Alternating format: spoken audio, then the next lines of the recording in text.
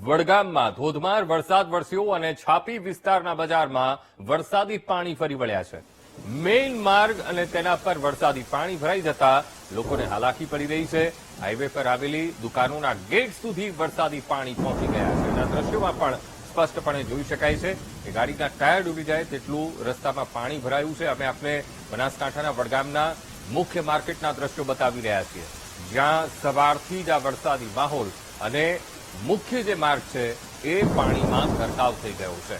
વડગામના ધોધમાર વરસાદ અને છાપી વિસ્તારના બજારમાં પાણી ભરાયા છે। છાપી વિસ્તારની આ મુખ્ય બજાર છે ગામની, અને આ મુખ્ય બજારમાં પાણી ભરાતા વેપાર રોજગારને પણ અસર પડી રહી છે, કારણ કે દુકાનોના શટર સુધી પાણી પહોંચી ગયા છે અને માટે પાણી અંદર ન ઘૂસે તેના તકેદારીના ભાગરૂપે અત્યારે દુકાનો બંધ રાખવાની ફરજ પણ પડી છે।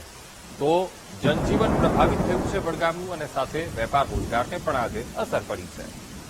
તો આજ મુદ્દે સંવાદદાતા મુગજી ફોનલાઈન પર જોડાઈ ગયા છે। મુગજી, વડગામમાં ધોધમાર વરસાદ અને છાપી વિસ્તાર અત્યારે જળમગ્ન। મુગજી, જીએનપુર બનાસકાંઠામાં સાર્વત્રિક વરસાદની શરૂઆત થઈ છે। છેલ્લા 2 કલાક દરમિયાન વડગામ વિસ્તારમાં 4 ઇંચથી વધુ વરસાદ વરસી ચૂક્યો છે, અને જેના કારણે તાપીના અનેક વિસ્તારો હતા તેમાં પાણી ભરાયા છે। જે પ્રકારે બજારનો જે વિસ્તાર હતો, જે હાઈવે પરનો જે વિસ્તાર હતો, તે તમામ વિસ્તાર પાણીમાં ગરકાવ થયો છે।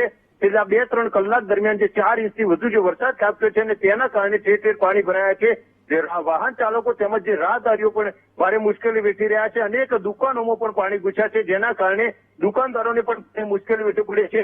જે પ્રકારે વરસાદની શરૂઆત થઈ છે, અચાનક પવન સાથે જે વરસાદ શરૂ થયો હતો, ને તે દરમિયાન વડગામ જે વિસ્તાર છે ત્યાં 4 ઇંચથી વધુ વરસાદ વરસી ચૂક્યો છે। તો બીજી તરફ પાલનપુરમાં 2 કલાકમાં 2 ઇંચથી વધુ વરસાદ વરસી ચૂક્યો છે। એટલે કે મેઘરાજા અત્યારે મર મૂકીને વરસી રહ્યા છે। ઘણા દિવસો બાદ વરસાદની શરૂઆત બનાસકાંઠામાં જોવા મળી હતી, અને છેલ્લા 2 કલાક દરમિયાન જી બિલકુલ મુગજી, સમગ્ર માહિતી સાથે જોડાવા બદલ આપનો આભાર।